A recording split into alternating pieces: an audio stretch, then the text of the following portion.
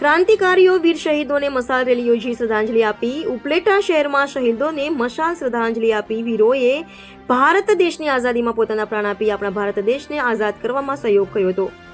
હસતા હસતા શહીદ થયા એવા ક્રાંતિવીર શહીદ ભગતસિંહ, સુખદેવ, રાજગુરુએ બલિદાન આપ્યું છે। એમના બલિદાનને કોઈ દિવસ ભૂલી શકાય નહીં। આવા વીરને આજરોજ ડેમોક્રેટિક યુથ ફાઉન્ડેશન ઓફ ઇન્ડિયાના પ્રમુખ ડાયાભાઈ ગજેરા, વિનુભાઈ ધરેડવા અને તેના કાર્યકર્તા દ્વારા મશાલ રેલી કાઢવામાં આવી હતી। દેશના શહીદ વીરોને શ્રદ્ધાંજલિ આપવામાં આવી। અમર રહોના નારા લગાવ્યા। આ શ્રદ્ધાંજલિના કાર્યક્રમમાં બહોળી સંખ્યામાં લોકો ઉપસ્થિત રહ્યા હતા। રિપોર્ટર રાજુ ચૌહાણ, ઉપલેટા।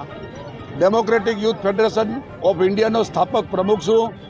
ભગતસિંહે ભારતનો જનવાદી નવજવાન સંઘની જે સ્થાપના કરી હતી એ વિચારધારા ઉપર આ સંગઠન કામ કરે છે।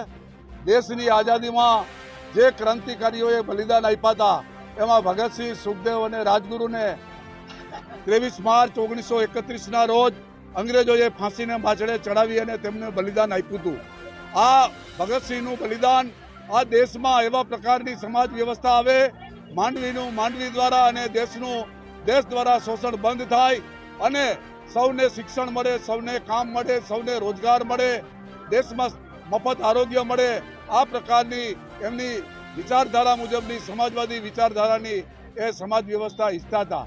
આજે કમનસીબ એ કહી શકાય કે આજે આ દેશમાં જે પ્રકારે કંપનીઓનું રાજ ચાલી રહ્યું છે અને આ દેશની અંદર કોર્પોરેટ કંપની પરસ્ત નીતિઓને કારણે ખાનગીકરણ થઈ રહ્યું છે।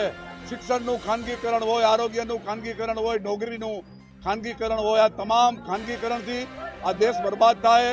આ દેશના ખેડૂતો, મજદૂરો અને શ્રમિકોને આજે રોજગારી તૂટી રહી છે।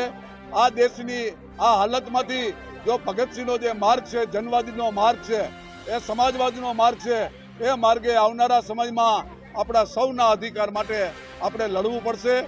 આજે ભગતસિંહનું 40મું મશાલ સરઘસ હતું અને આ મશાલ સરઘસમાં ઉપલેટાના તમામ ભાઈઓ, બહેનો, નવયુવાનો, વિદ્યાર્થીઓ બહોળી સંખ્યામાં જોડાય છે અને શહીદોને શ્રદ્ધાંજલિ આપે છે।